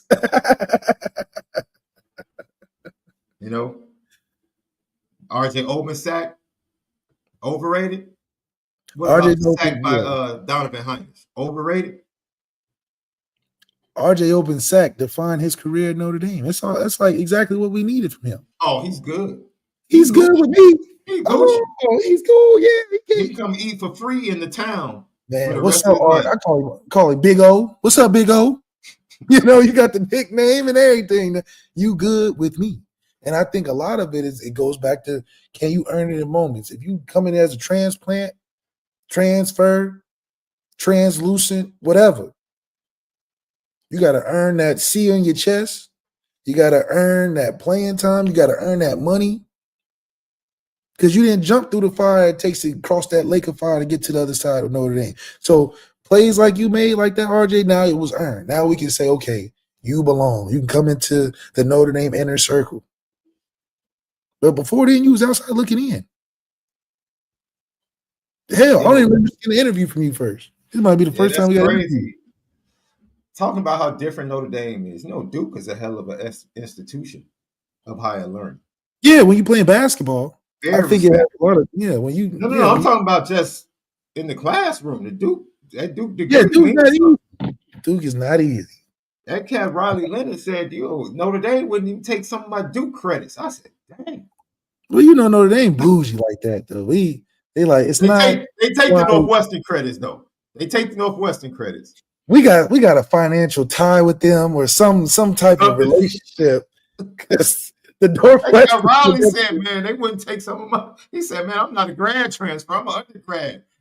He's like, I don't even know why I stand right now, dude. He's like, they wouldn't take my credits. Yeah, no, they make it hard. I'm telling you, they are not. This is not an easy ride.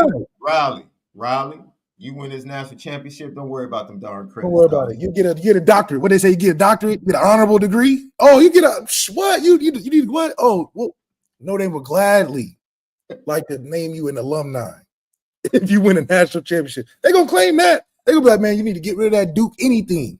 You are a Notre Dame man. Man, we're gonna slide the credits through. They're gonna slide. They're like, what credits? Oh, this was accepted a long time ago, Riley. You one of us. You are one of us. You win us a championship. You get your degree. What else you want? You want to stay another year and get a doctorate? What you want? Oh man, earn your keep, and I think that's fair. Don't count as credits if we lose, right? And then count them if we win. Make it incentivized. Hell, these contracts are incentivized.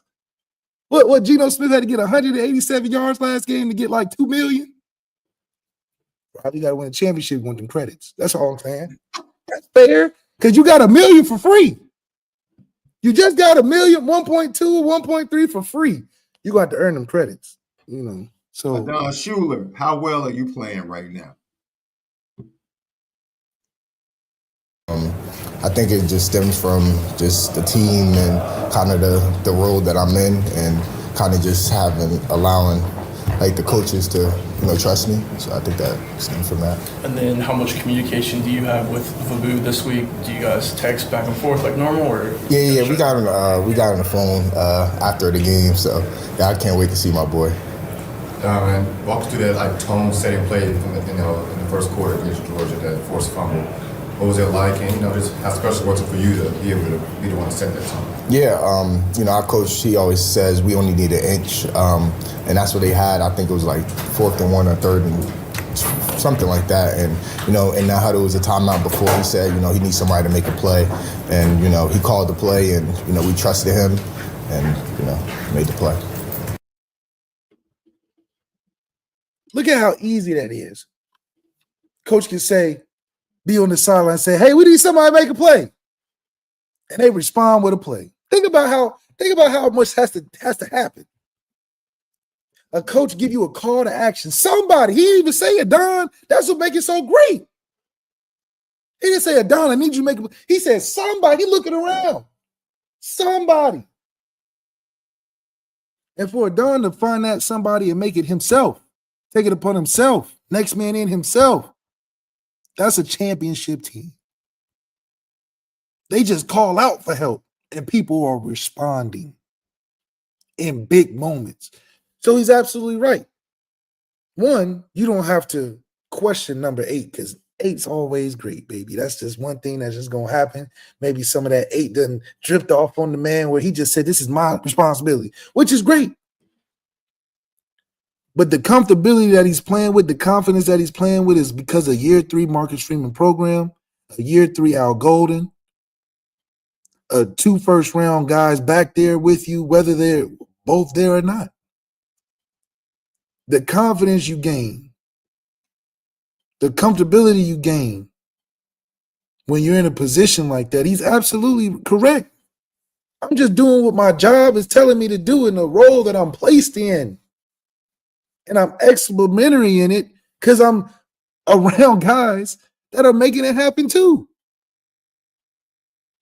He doesn't play with hesitation. I haven't yet to see him play with hesitation because what is there to hesitate for when he know he got ZAIRE got in his back, Leonard Moore got his back, Christian Gray got his back on one-on-ones. They leaving in islands. So Al Golden has done a great job psychologically convincing these guys to play with confidence under the system they're playing in, be comfortable, and to make plays. I mean, Adonis graded out as one of the higher safeties in the country. He's a first-year starter. So that only comes through having great organization and having a great program. You don't just repeat success like that unless you have some continuity and a great program and a great coaching staff. I mean, it's one thing to win games, but to produce the players that are winning these games that are standalone. You can take it down, put him somewhere else, he'll still be successful, right? So player development is a big thing in there because he, what 1 year off, 1 year on, and now you got arguably one of the better safeties in college football. Christian Gray, how do you guys, and you personally, how do you move on and keep focused, play to play to play? Christian Gray said the standard is the standard, man.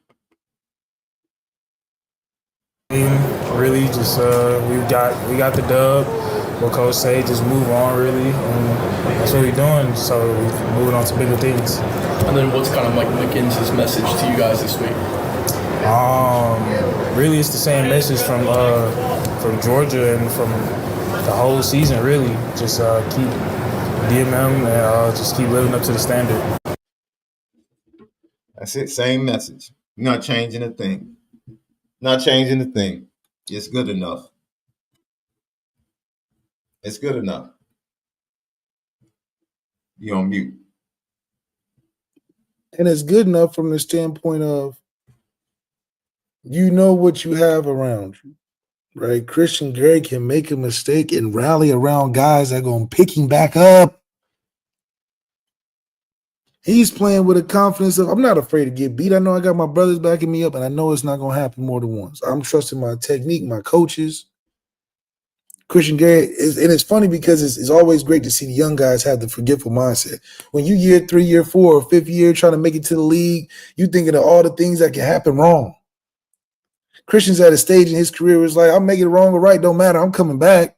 I ain't got nothing to fret about. I can't go to the league right now, as opposed to a Cam. You know what's crazy? Lev? So I'll never forget we lost in the semifinals of the City Baseball Championship, right? I never forget.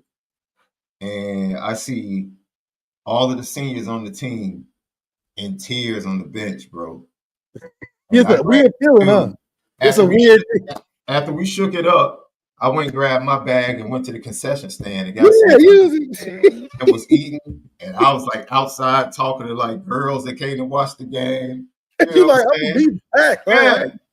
These cats were being consoled and consolable and crying. I'm like, and laying out on the field or whatever, looking crazy. I'm like, we'll be back next year. I'm like, they're like, Sean, you good? I'm like, yeah. Yeah, you trying to feel for your boys, and you like, shit. I mean, I'll be here next year. I ain't never really worried. I'm like, we'll be back. That's how Christian Gray feel. Like, you know, this ain't my last rodeo, so I can get beat, whatever. I'm learning. I'm getting better. Win some, you lose some. But, you know, some of the other guys can't think like that. And I think because he's in a position with the talent and the natural habits of being a next play guy, move on, 24-hour rule, great things that he's implementing now. It's different when you're in a pressured situation where if you don't play well, you might not play again. And if you get caught on, they're going to take you out the game. That's not the type of environment at Notre Dame. Because we done seen this same Christian Gray get beat for touchdowns and then end the game with a pick six, which means the coaches trusted him to stay in there through tough times. He figured it out and finished the game strong. That's the perfect position you want to be in as a player. Oh, I messed up. I got it, coach. And he trusts you to get in, you get it. So Christian Gray, when he says, yeah, they told me to move on, I moved on, he believes it. Because he can. He was allowed to move on. He wasn't dwelled on by getting caught on or making a mistake or giving up a first down where Mike Mickey's like, no, get him out of there. So he can say, when coaches say move on, I did, and look what happened. That's how you coach. That's how you develop players. That's how you build a strong unit. That's how you build a strong defense, and that's how you build a strong team. And they've been talking about it all year. And Christian Gray highlighting that just is the perfect example of what that trust is like and what trust can build for your confidence, your game. Makes for a great story. Shit, you can talk about the USC game till you blue in the face. Yeah, I was getting whooped all game. They was trying me all game, and I was there. And every time I go back to the sideline, they just say, you got the next one. Or every time I come back to the sideline, they give me a coaching tip. And then what happened at the end of the game? I get a pick six to seal it.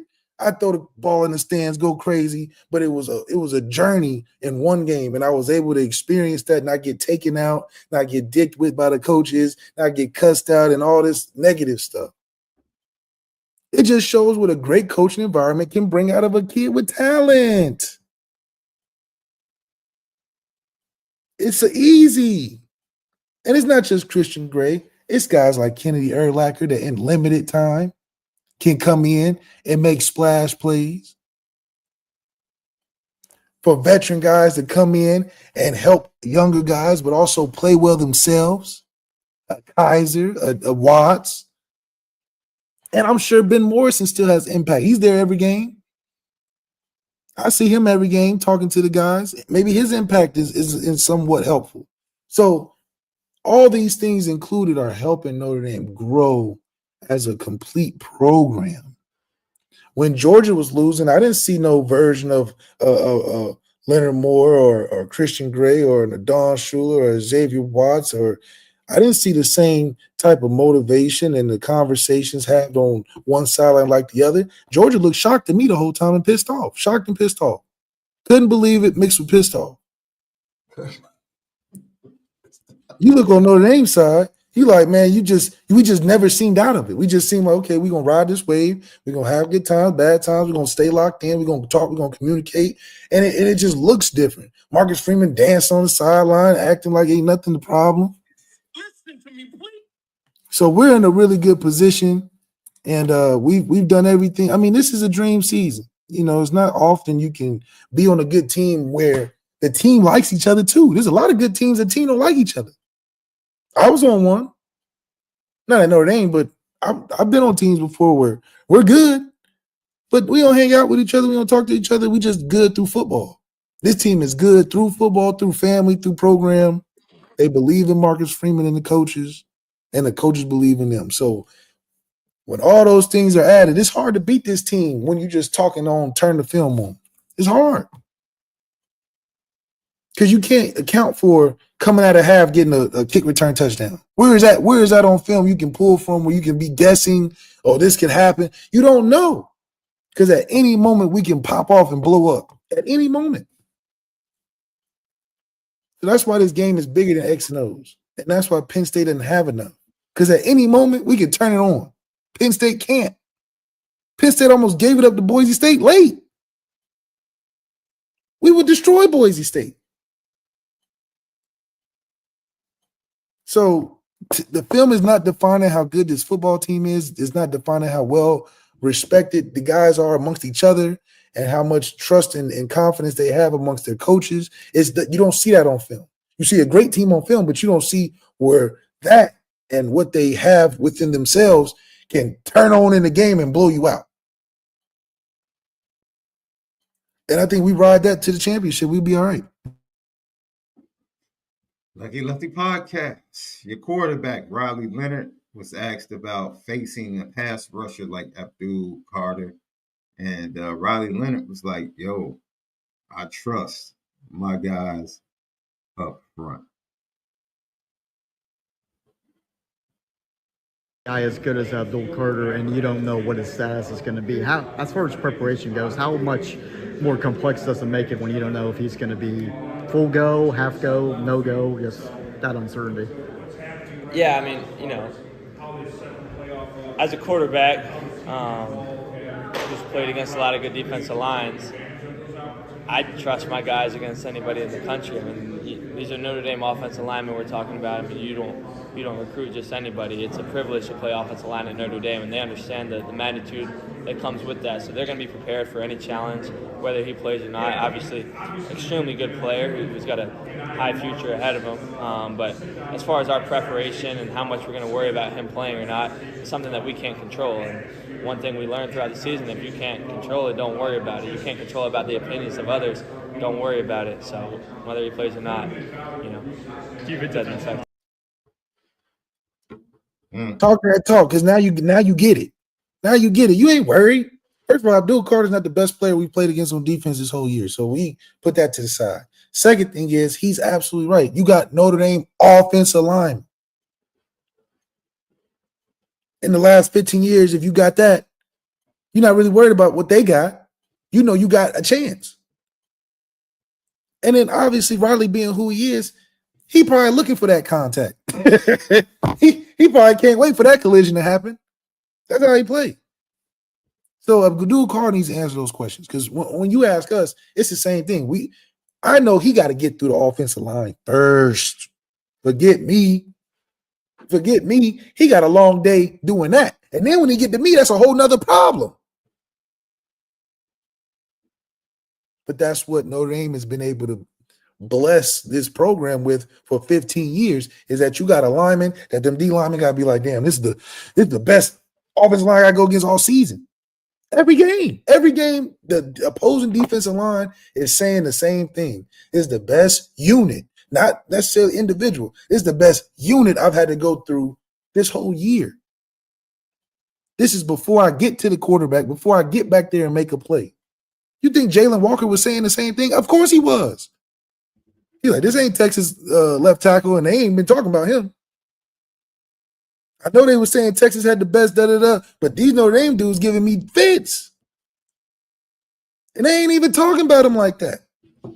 Jalen Walker was actually killing Anthony. He was killing.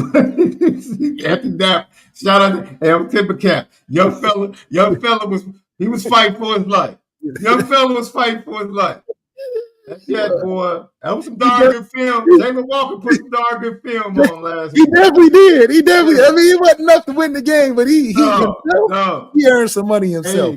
Just get in his way. Just get in his way as long as you can, boy. Yeah. That cat Riley didn't have too long, boy. That cat Riley had 1, 2, maybe. Yeah, that was it. That was it. He was getting it out. But hey, Jalen Walker got respect though. He earned his money, but it wasn't the easy money. We made him work a little bit. Shoot. Sometimes you can't shut down everybody, but you make him work for it. You know what I mean? Put 1 or 2 bodies on him, you know what I'm saying? Lean on him a little bit. No, run at him. He got a shoulder issue. Run at him. Well, it don't matter now. They in Thailand. What was Boca Boca? Bora Bora? What them vacation places? Jamaica? They somewhere. He's going to need 2 days. He's going to need 2 days to come down off of the high of the drugs they're going to have him on. They're going to shoot the heck out there. That shoulder's going to have a bunt, man. Yeah. They're going to shoot that dude. He's going to take a lot to play against him. That's all right. Make him feel it. Make him wake up tomorrow morning and say it was not working. It was not working. Bill Carter know what's coming. And his shoulder is going to affect his production anyway. Because regardless of him being out there, he's just going to be out there. Because we're going to run to him. We're going to do all the things we do regularly. He's got to play beyond himself. We just got to play our game. So at this point, I'm not wowed by any individual player making an impact on us because we're too much of a team. So it takes more than one guy. Like Bill Carter's effect on the total game, I think is minimal.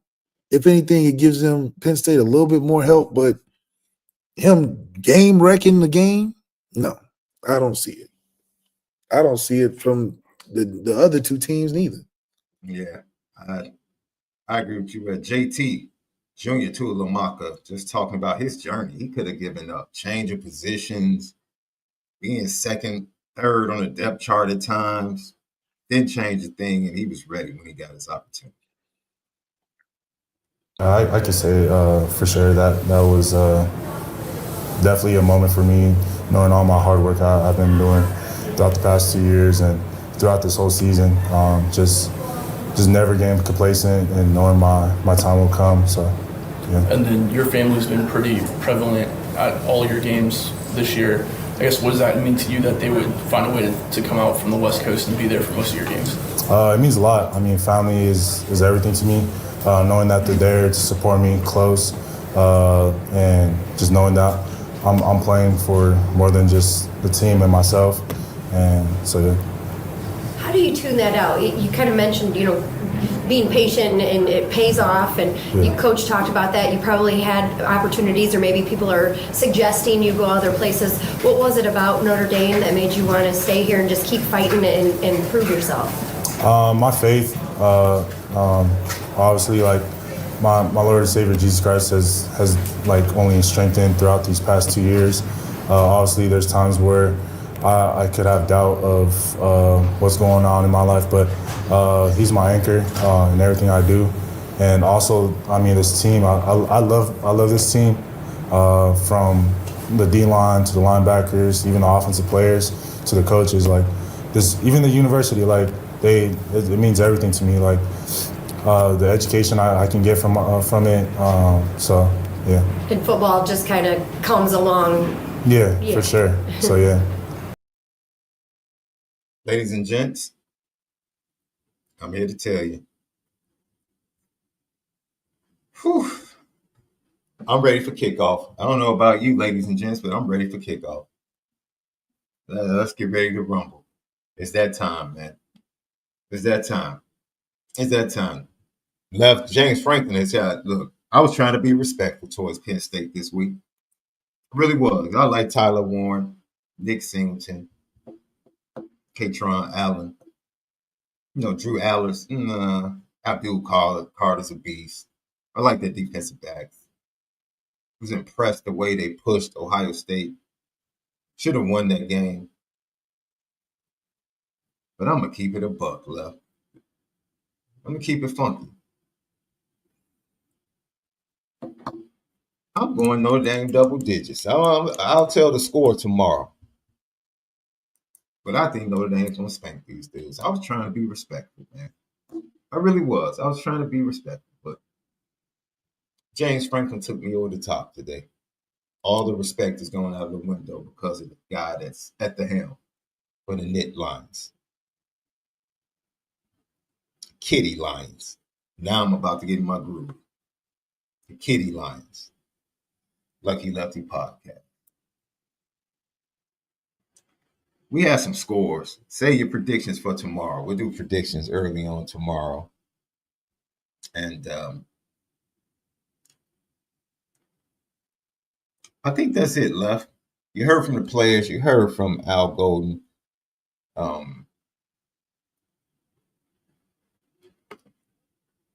Matter of fact, let's play. I don't think we played Al Golden, Left. So we don't want everyone to miss out. I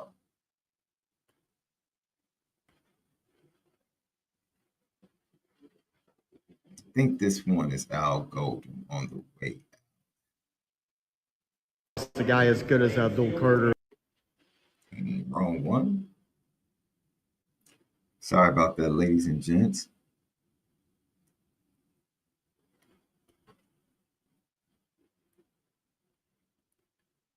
Say it's not hard.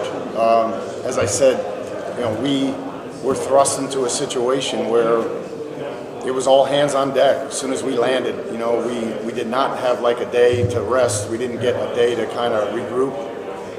And the last 4 days were really challenging for the players and the staff. So there has been no reflection, no nothing. So I haven't even got to the hotel yet. So, it's going to be a business trip. We're not down here long. And I know that's boring, but it's really, we're trying to stay consistent and trying to stay in our regiment. And my job is to give, our guys the best possible opportunity to showcase their defense and obviously their ability to play together. There it is, ladies and gents. I'm feeling a little bit more comfortable with each passing day about Notre Dame's ability. I was worried about the turnaround. I was worried about the health of the team. And at the end of the day, I'm just really starting to feel Notre Dame is just really good at what they do. And that's good enough. That's really what it comes down to. I don't want to hear what they're not. I don't want to hear what their quarterback isn't. I don't want to hear what their offensive line isn't. They are elite at what they do. What they do it. And they're going to do it. They're authentic. They're not like James Franklin giving you BS. You know what we're going to do. You know what we have to do. We just don't think you're good enough to stop us from doing it. That's a darn good feeling. That's a darn good feeling, ladies and gents. We'll see you guys tomorrow. Prediction show, 11 a.m. Central Time. Love you guys. Have a great Wednesday. But most of all, always make sure you continue to spin it different.